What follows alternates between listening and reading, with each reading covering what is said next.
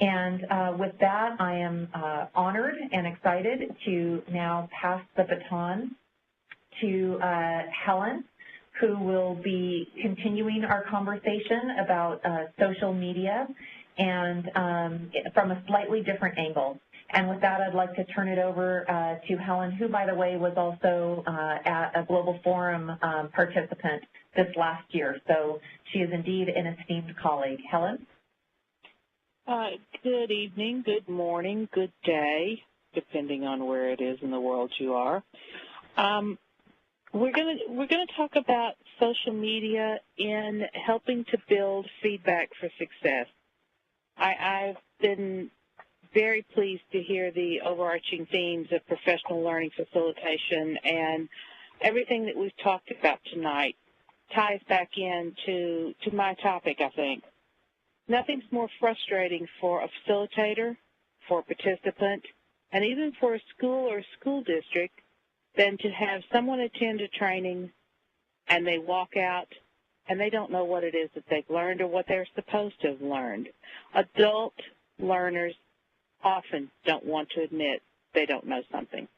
They don't want to raise their hand. They don't want to ask a question. They don't want to be the one, even though there may be 5 others, 10 others, the whole room who's as lost as they are.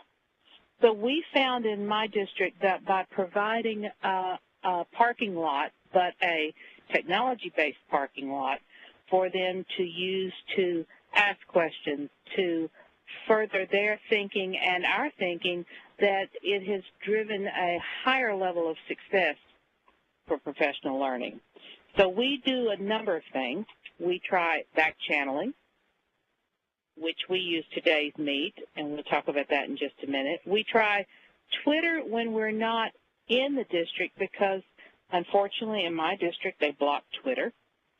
And then there's things like the instant message window in Link or in Live Meeting that we've been using in these sessions. So we provide that from the beginning to use as a before, a during, and an after your session to give feedback. In the before, it might be a greeting or an introduction, or it might be a leading question, something for them to focus on. While we're in the session, it might be a reinforcement or a review or a suggestion for use. They're free to ask, can you show us that again? Or that worked well, but what would happen if you tried this tool for that? So we can address problems. Works very nicely if you're lucky enough to have 2 people doing the leading, where one can moderate the back channel while the other is actually leading the training. And then, of course, is a follow-up for suggested use of the product, for an ongoing evaluation. The nice thing about a tool like back channeling is that room can stay up for an hour, a day, a week, a month, or longer. So they can actually come back and print out the transcript and see the whole dialogue of suggestions for use or problems they might encounter or a question that someone posted that many other participants answered. My students couldn't do this, but they might be able to handle this tool. What do you think? And then all of a sudden you have, I think they could, but did you try this? Or that might work, or try this tool. So it just gives a very, very rich dialogue that's constantly running in the background of the training. It's not interrupting the flow of the training, and yet it's addressing a great many needs. The other one that we mentioned was a link, which is very similar to the live meeting. You've got a chat window that can be up and running the whole time, and it can be captured as they're recording the session.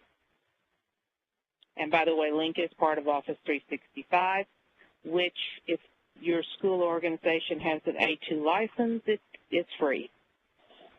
Twitter, definitely a tool that educators should know. As I said, it's blocked in my district, but it's not blocked on my phone. And there are times when I need an answer and I need it quick that I can tweet it out, and the Java likes that I know around the area are giving me an answer back in just a few minutes. So that's another powerful tool. And that's the importance of feedback. Thank you very much. Any questions? Be happy to field them.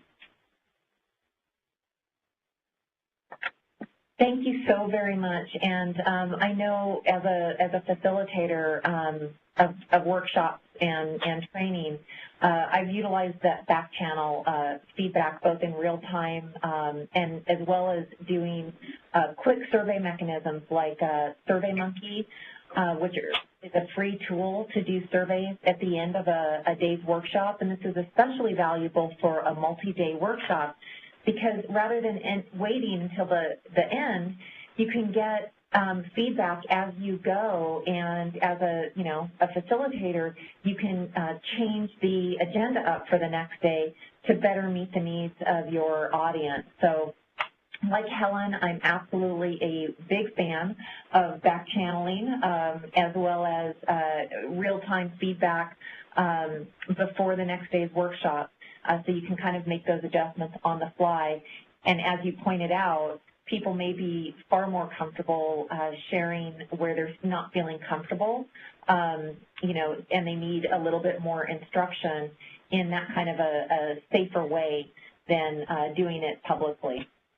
So thank you so much.